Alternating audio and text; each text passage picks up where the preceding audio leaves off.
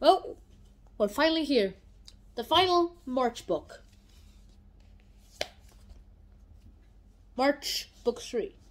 I originally read the second book in my school library because turns out they had it, and they had a whole section for civil rights and comic books. I found it in the comic book section because lots of people really just saw it as a comic book and nothing else. But when I read it, I just found out something pretty interesting too. March has lots of things to say for itself. In March Book 1, it talks about mainly sit-ins and John Lewis's life. In March Book 2, it talks about what happened after sit-ins were successful, at least for, restaurants. And then what happened to the theaters, what happened to everything, and what literally happened to the restaurants. And then later we also find out about the freedom rights, and it talks about the freedom rights and the starts of marching. And finally in Book 3, we go on with what happened in the aftermath of the freedom rights and the march itself, the march to Washington, where King delivered the I Have a Dream speech. I did that on my channel. And also a place where there is the march from Selma to Montgomery, and this is basically when the last march seemed to happen. It seemed to be so that this is where the last march happened, and it was the greatest moment in the civil rights movement. It was also the last movement, as John Lewis knew it, of the civil rights movement. He became one of the grandest players on this chessboard of life. George Wallace being the white movers, the white pieces, while John Lewis, Dr. King, SNCC, SLSCLC people were the black pieces, and white moves first. And the whites moved first. They've captured literally everything. But then, I guess, the black piece players reset everything. And it turned to become their point to move. They had them in a checkmate, and the whites had them and had the black pieces in checkmates for years and years, just threatening to kill the king, as in chess, if they did not do what they wanted them to do. And I mean, there was once a chess game where I literally had all my pieces except for the king killed, and I just somehow won with the king piece. I just assassinated everyone while finding movements okay, what should I do? Yes, kill. And then the queen would come, and then I would kill the queen, and then the bishop would come, and then I would kill the bishop. And that literally happened so many times, dude. That only happened once. The next time I tried to do that, it didn't work out. I forgot about the knight, and the knight did an L shape and kill me. Well, that was a big check move made. And that seemed to be what was worse. It seemed to me that March had a big impact on them. Because, as far as I know, they had the checkmate on them. At least, they were starting to gain a checkmate on them. That chess piece game is going on for centuries. It's been going on for the 3 centuries, ever since the first Africans came into America to be slaves. And then, when they were released, they finally became, had a little chance there. And every act and every law and every board of education that went into the black people's rights to make them multiracial, that sort of get them into the offers of the black piece players.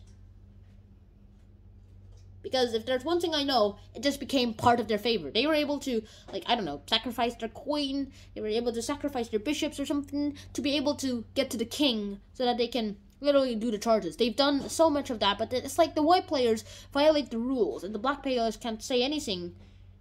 Because if they do, then they're gonna have to, do stuff that they do not want to do. Give up their rights, maybe. Well, that seemed to be dirty liar cheaters to me. My friend once said it. But another thing I'm going to have to mention here is the power of protesting. Here we talk lots and lots about bombings. Bombings have happened everywhere. Bombings have happened to people just because they were there. They were just helping people who were part of the civil rights movement. People who or brutalized because they just helped march. One person was brutalized just because he was taking photos of the civil rights movement. And literally, Bull Connor and his members of his little police force had these clubs that were to be used for cows for punishment. However, they definitely did not use it on cows. They used it on people, especially John Lewis's people. And here we find out that John Lewis went on a trip to Africa, and that's where Malcolm X was, where he coincidentally met Malcolm X. And he over there, they talked to each other, and he finally had a little respect for Malcolm X too. There, he was assassinated later on, but I guess we would all eventually be assassinated by death. That would all happen to us one day. But however, assassinated by a person is a terrible crime too. He was violent. I tried to make a speech, the whole speech, and the top 100 speeches series I did. Also, it was like over hours long that I kind of had to give up because it was so long. And the second thing that I had to say was this, that it was this march, the power of the protesting that seemed to work out its ways and its lines and everything to work it out here. March had a significant impact on how I actually viewed the civil rights movement. The civil rights movement had a very big significant view on how lots of people seem to view it. But one thing I'm definitely certain for is that they did a good thing. And they didn't violate any laws, any violations, to just go ahead and march. It was their right. Nowadays we still see injustices. Policemen killing a person just because they were doing something suspicious and just murdering them, saying you do it because they did something suspicious and look awfully a lot like a gun. I mean, like, you remember the Thug Life book I read, right? Well, that one, it was weird, and it was just like it starts with a guy who does not know how to act in a police station just goes ahead, goes to his car, grabs a comb, and goes ahead and combs it, and the guard thinks he's grabs a gun, and when he's doing this, he thinks he's doing this and trying to pull the trigger and shoots the guy instead, and later find out that it's a comb. I mean, if you go online, there are lots of stories of how lots of people seem to be killed by these policemen. You can find, I just found a website called interactive.aljazeera.com that it talks a lot and it says all the names who have been killed because of these black people. And I'm just scrolling through the details. I'm not going to show them because I'm scared that I will get copyright infringement. But one thing I'm certain for is that you can find websites online to find everyone who has died because of policemen and their own little thing saying hey, I thought this was a taser, but it was a gun instead. I'm sorry, very sorry. Also, I'm pretty sure they were very not sorry and that they think they knew it was a gun and not a taser. I've lied many times to know that sometimes when other people are lying, and I'm pretty sure everyone knows that that person was lying too. The charges were taken, and I'm pretty sure everyone who killed all those other little teenagers who were barely 17 and who were African Americans were just killed for doing nothing and just running away from the police. Some say that I said it was a taser. Others say segregation forever, segregation tomorrow, segregation now. While others sometimes say nothing. And all those other people, 49 people that was arrested one day for previous murder, were all released within a few hours because they were you're innocent because your skin. You're innocent. You're not red. You're not dark skinned. You're white. Something like that. And then one time, a judge called the Snick and all those other people a bunch of chimpanzees. And that same judge was the one who released them all. And he was also the judge that sort of talked to them and said, "Liar, no, case dismissed, you are not allowed to be treated and judged individually. We will be judging you within groups." They each had their rights to individual trials, though, and they were not given it. And when the lawyer was giving his testimony, the guy was looking at his newspaper or something and just turned his back on them. And then when he tried to speak to Your Honor and everything, he finally said, "Oh, what's the use?" and then just went down and just stopped, knowing that the charges, that he would not listen to anything at all. And that's just unfair too. Because lots of things that I've learned is that marching is not a wrong thing. Everything that you do, as long as it doesn't include murdering people and violence, isn't a violation. You can do whatever you want as a peaceful protest, but striking back does not do anything at all. This tells us a lot about the power of protesting too.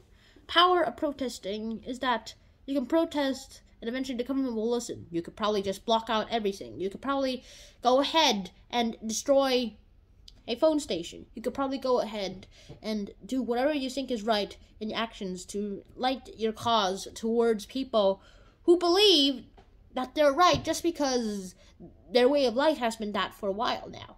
I haven't seen personally with my own eyes, but I've seen TV footages of teenagers, like white teenagers driving around shooting people. You also kind of saw footages of policemen killing a black person. And also on the movies, I also see KKK. Well, turns out a guy was rallying just a little too close to the KKK for comfort, and they recognized him as a guy from the march. And he was pale-skinned, a white man. They still murdered him because he was in the march. There's nothing wrong with marching, and that's pretty much the peaceful thing. It's violating your right. They're basically saying to the whole world, hey, these guys are basically animals. They don't deserve anything. Like how the aristocrats during the French Revolution, it's called the peasants dogs and animals, and that they deserve nothing, and that they deserve no rights. Basically, they are saying the same thing to the whole world. The whole world was broadcasting all this, and the whole world knew of all this. They could literally tune in onto the American televisions and watch what happened. But all I can say right now is that protesting peace and power of peace and power of non-violence is awesome. And also a terrifying power too. Gandhi just wore underwear, well, sort of underwear, and went ahead and broken down the whole British Empire, at least cracked it enough so that eventually, over time, that it would crack itself down into brittles and pieces. And why can't we do the same thing? I guess some people would say, because we're not British, we're American. And I sort of half expected them to say, because that's what makes this country great. But I don't believe any of it. Oh, yes, I have only visited the USA once in my life, and that was before when I started first grade, and I went ahead, and I've seen the whole place. It was awesome, except for, I guess, the high buildings. And I just couldn't imagine how all that could have happened in this one little place. Of course, it didn't happen here. It happened in the South, but I just couldn't imagine how things could happen here, and not anywhere else. Sure, it happens everywhere else, but I just couldn't imagine how it happened there. And ever since I'm now so little at the time that I couldn't comprehend the whole thing, I even had trouble doing my maths. And I eventually learned the power of peace, the protesting.